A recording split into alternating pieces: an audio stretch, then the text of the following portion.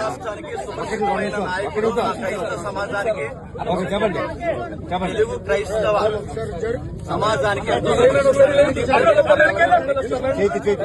విషయంలో మాకు అనుమానం ఉంది. ఆయన మరణం ఎందుకు అనుమానం అంటే రికార్డెడ్ గా యూట్యూబ్ లో ఆయన నాలుగు పోషిస్తానని, ఆయన కళ్ళు పీకేస్తానని ఎవరైతే మాట్లాడిన వీడియోలు ఇప్పటికీ యూట్యూబ్ లో వీడియోలు ఉన్నాయి.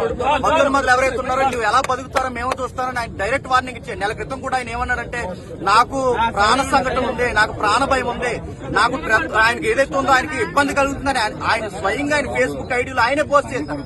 అందుకు మేము అనుమానిస్తున్నాం. మాకు డిఎస్పీ గారి నుంచి మాకు కావాల్సింది ఏంటంటే ఈ యొక్క కేసుని యాక్సిడెంట్ కేసుగా కాకుండా అనుమానితమైన ఎఫ్ఐఆర్ గానీ మాకు ఇవ్వాలి, ఎంక్వైరీ చేయాలి, సీసీ ఫోటోస్ మాకు చూపించాలి.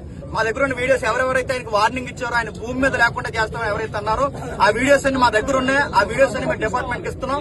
ఇది క్రైస్తవ సమాజానికి చాలా పెద్ద గాయం. మేము ఇలాగే చూస్తున్నట్టు ఊరుకుంటే మా క్రైస్తవులు ఉన్న తలకాయలన్నీ ఎలా తీసుకుంటూ వెళ్ళిపోతారా? ఇదే చేస్తారా? ఇదే జరిగేదా? అంటే మేము మాట్లాడక మాకు భావప్రకటన లేదా? మా సబ్జెక్ట్ మేము మాట్లాడడానికి ఇంత వార్నింగ్లు ఇచ్చి ఈరోజు మనుషులు లేకుండా చేస్తారా? ఇది మాకు అనుమానం. మా అనుమానాలు తీరాలి. దీనికి డిపార్ట్మెంటే న్యాయం చేయాలి.